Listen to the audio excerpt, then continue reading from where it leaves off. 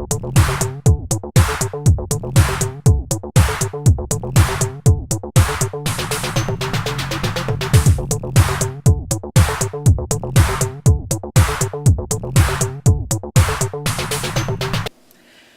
folks, today I'd like to talk about how to use intense listening skills when you're talking on the phone. Now, when you're calling somebody on the phone, the first thing you have to understand is they can't see you, but they can see you. What do I mean by that? When you're talking to somebody on the phone, one of the best investments that you can do is you want to have a mirror that you put in front of your desk so that you can see yourself. Because if you smile, what's going to happen is it's going to show up in your voice. But if you frown, that's going to show up in your voice too. And you want to be, people are going to judge you within the first 4 seconds that you're on the phone with them. And you want to go ahead and make a good impression. And so as you're talking to someone, you want to be very enthusiastic. You want to speak as you would to a friend. And you also want to show them that you're a knowledgeable expert, that you're an authority on whatever you're calling about. If you call and let's say you're talking about mortgages, and someone asks you a question, you say, gosh, I don't know. Poof. Your credibility has been shot out the window. But as you're calling somebody, you want to have this air about you that you know what you're talking about, and you want to ask questions showing that you care about how it's going to benefit them. Don't tell them how it's going to benefit them, but you want to develop a rapport with them by asking questions. And the quality of the question that you ask and the way that you respond is going to increase rapport. Now, in the old days, people would say, oh, you've got a picture of Michigan on your wall. Well, I once read a book about Michigan. You like the Beatles? I like the Beatles. And it was completely false. What you want to do is you want to establish that you care about them, and the way you establish rapport is by asking questions. You can go ahead and use criteria words and use intense listening to sound exactly like them. Now, obviously, there's no way that you can transmorgify or transform yourself into who that person is. But if you're listening very carefully, what you can do is you can make people feel that you are exactly like them. Now, how do you do that? First of all, I want you to ask yourself, who do you like most in the world? Well, it's going to be people that are exactly like you. In fact, one person once said that your friends are the average, your 5 closest friends are, if you average the 5 closest friends, they're you. So the people that you hang out with are going to be pretty much like you. If you have a friend that is totally different from you in every way, why? Probably you're friends with them because on some level they're very similar to you. Well, most people like themselves.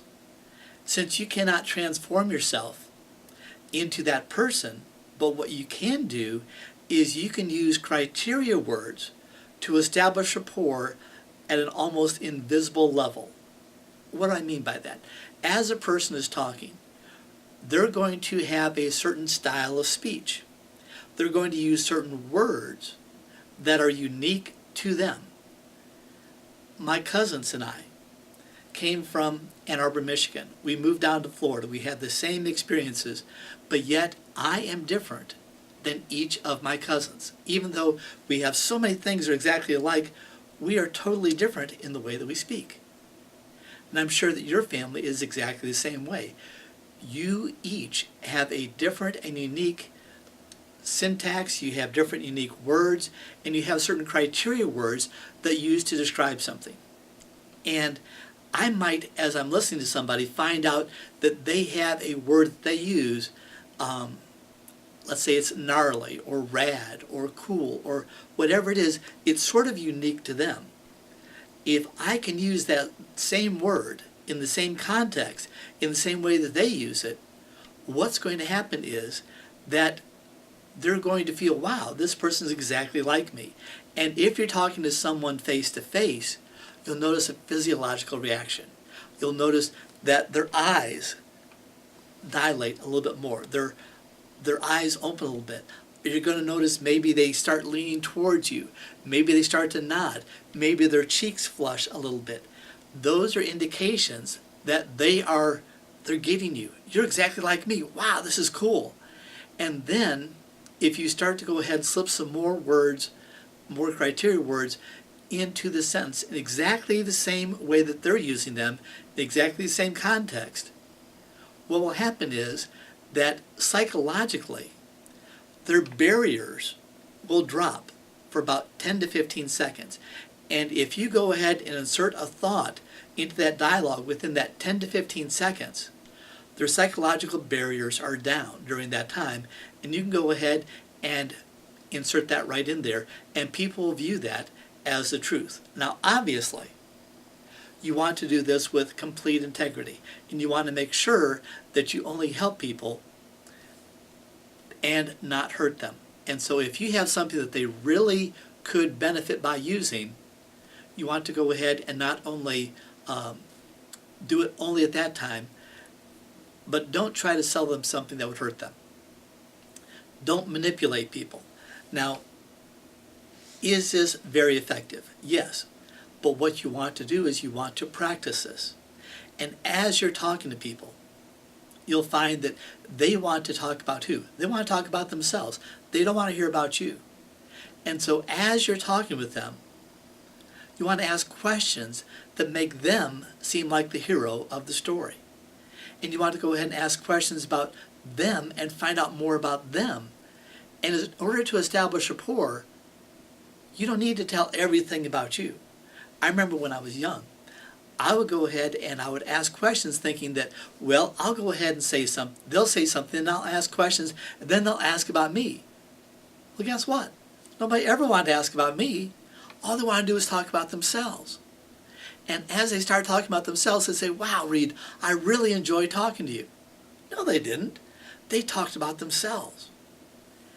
If you get people to talk about themselves and to feel open and to feel that they can go ahead and tell you anything, and that you care about them because you're asking these questions, you can then influence them and make suggestions towards buying or towards behavior modification that they will act on.